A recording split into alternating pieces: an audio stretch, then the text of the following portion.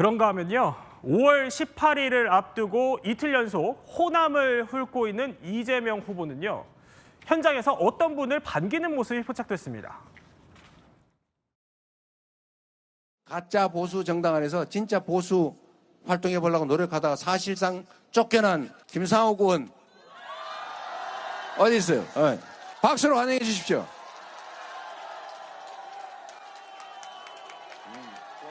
잘했어.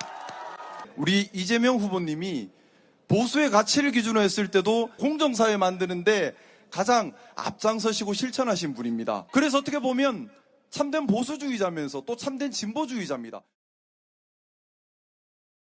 자, 국민의힘을 탈당한 김상우 의원이 저렇게 단상에 직접 올라와서 이재명 후보 지지 선언을 한 겁니다. 자, 손도 맞잡고 포옹도 하고 이러는데 자, 이재명 후보가 진정한 보수면서 또 진보라고 극찬도 했다고 하고요. 이재명 후보가 직접 입당을 제안했다고요? 그렇습니다. 이제 김상우 의원이 자신의 색깔에 맞는 집을 찾은 것 같아요. 자신은 참칭 보수라든가 가짜 보수 정당이 아니라 정말 이 내란에 찬성할 수 없는, 그래서 내란을 반대하는 그런 국회의원으로서 이재명 민주당 후보하고 같이 해서 앞으로 진정한 보수, 진정한 진보로서 진짜 대한민국을 만들어 보겠다. 이렇게 이제 입당 의사를 밝혔고, 이재명 후보도 적극적으로 검토해서 아마 조만간 입당 절차가 될 것으로 보여지는데요. 이재명 후보가 대통령이 된다라고 한다면 차기의 국민의힘 국회의원 중에서도 더 입당할 분이 나오지 않을까, 그렇게 생각해 봅니다. 자, 국민의힘은 어떻게 보십니까? 상당히 보기 안 좋죠. 우리 당에서 국회의원으로 된 게 불과 1년 전입니다. 1년 전에는 그럼 이재명 후보는 진짜 보수였습니까? 그렇기 때문에 지금 김상욱 의원이 이재명 후보를 돕겠다는 거예요. 참된 보수, 참된 진보라고 했는데 참된 보수와 참된 진보가 양립할 수 있는 가치인가요?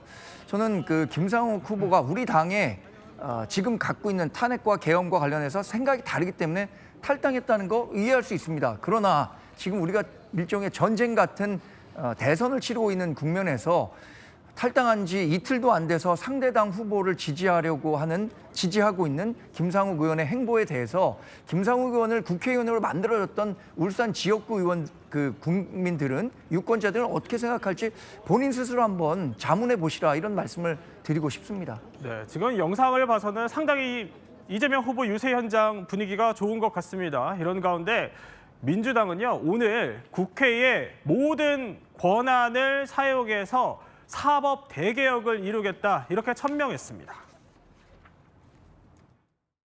희대의 사법 쿠데타에 이어 내란 재판 담당 판사의 불법 접대 의혹까지 도대체 사법부에 대한 신뢰를 어디까지 떨어뜨릴 참입니까? 대법원은 대통령의 형사 불수초 특권을 규정한 헌법 84조를 제멋대로 해석하고 있습니다. 국회가 가진 권한을 모두 사용하여 사법 대개혁을 반드시 이루어내겠습니다. 자, 이승훈 부위원장. 그러니까 박찬대 원내대표 말로는 헌법을 대법원이 제멋대로 해석한다, 이겁니다.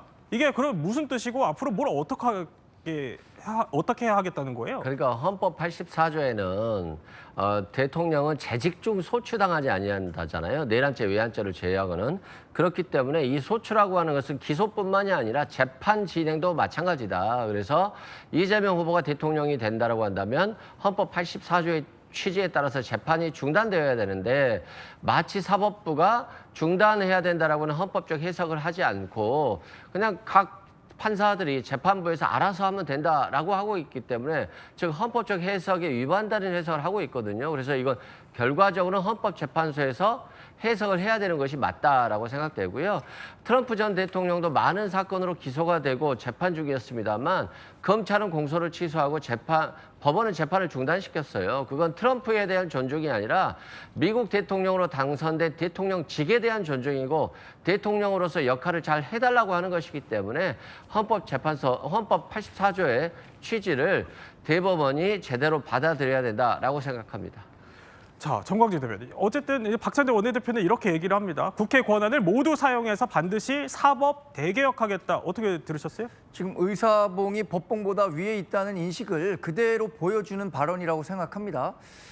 우리나라 헌법에는 법원의 판결, 그러니까 사법권은 엄격하게 독립돼 있다라고 보장돼 있습니다. 그리고 법을 제정하는 것은 입법부의 몫이지만 법을 해석하는 것은 사법부의 몫이라는 것도 또한 헌법재판소가 명확히 판례로 규명하고 있는데, 이런 그 법의 해석에 대해서 입법부가 본인들이 권한을 갖고 있다고 해서 무리하게 다른 해석을 붙이고 그 해석을 넘어서 새로운 법을 만들어서 이재명 후보의 면소라든가 무죄를 만들어내려고 하는 법안에 대해서 그걸 많은 국민들, 우리 일반적인 상식을 가진 국민들이 어떻게 생각하겠습니까?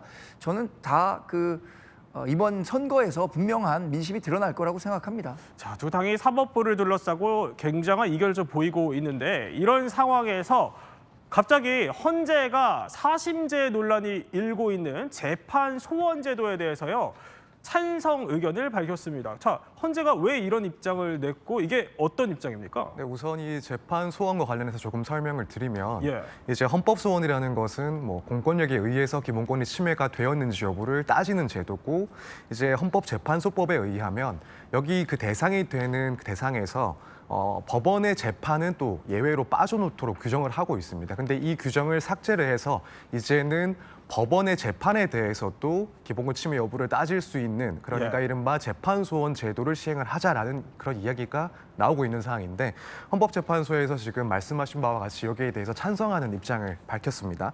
그리고 그 이유를 보자면 결국 재판에 대해서도 기본권을 침해했다라고 여겨질 때에는 헌법재판소에서 그 내용을 판단을 해서 국민의 기본권을 조금 더 잘 보장을 해줄 수 있다라는 점을 들고 있는 거고요.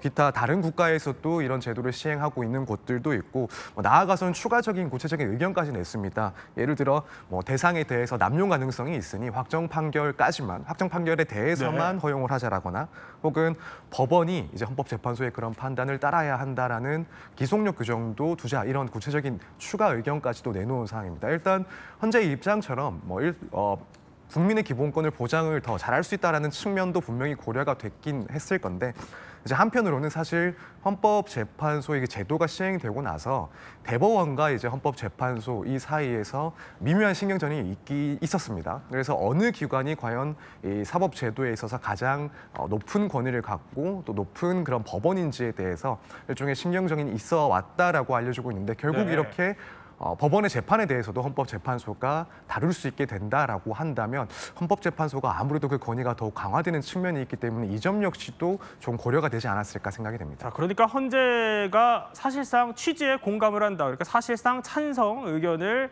밝힌 건데, 사법부의 움직임이 계속되고 있습니다. 또 하나 움직임이 뭐가 있냐면요. 자, 지기현 판사 접대 의혹에 대해서요, 조금 전에 대법원 윤리감사관실이 사실관계 확인에 착수했다, 이런 입장을 조금 전에 또 밝힌 겁니다.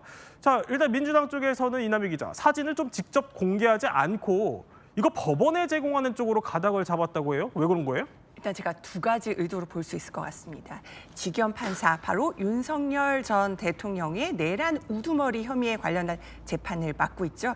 구속 취소를 결정을 했었어요. 근데 이 사진을 대선 국면에서 뭔가 활용한다, 이런 비판에 대한 부담을 더는 차원에서 이게 대중에 공개하는 게 아니라 법원에서 한번 조사해 봐라라고 넘겼다는 걸로 보입니다.